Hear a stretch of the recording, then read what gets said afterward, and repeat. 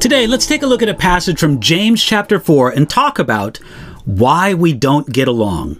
Here we go, James chapter 4, verses 1 and 2, where we read, "Where do wars and fights come from among you? Do they not come from your desires for pleasure that war in your members?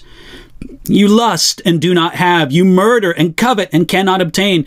You fight and war, yet you do not have because you do not ask." It's an interesting question. Where do wars and fights come from among you? James accurately described strife among Christians with the terms wars and fights.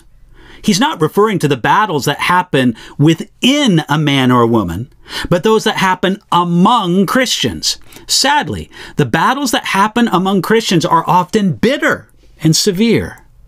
Then James explained the source of this fighting. He said, "Do they not come from your desires for pleasure that war in your members?"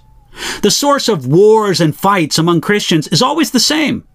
There is some root of carnality, an internal war within the believer regarding the lusts of the flesh. No two believers who are both walking in the Spirit of God towards each other can ever live with wars and fights among themselves.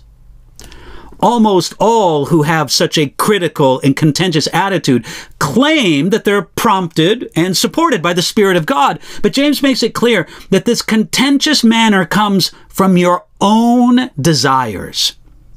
Then the types of desires that lead to conflict are described. Covetousness leads to conflict. He says, you lust and do not have. Anger and animosity lead to hatred and conflict. That's murder. Again, James looked back to the Sermon on the Mount when he used murder to express more than actual killing, but also as an inward condition of the heart, shown outwardly by anger. But it all ends in futility. James said, "Yet you do not have." This points to the futility of the life lived for the desires for pleasure. Not only is it a life of conflict, but it is also a fundamentally unsatisfied life. This is the tragic irony of the life lived after worldly and fleshly desires.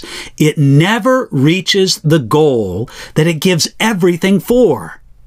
This fundamental dissatisfaction is not because of a lack of effort. We work hard in the effort to fulfill the desires, yet you do not have.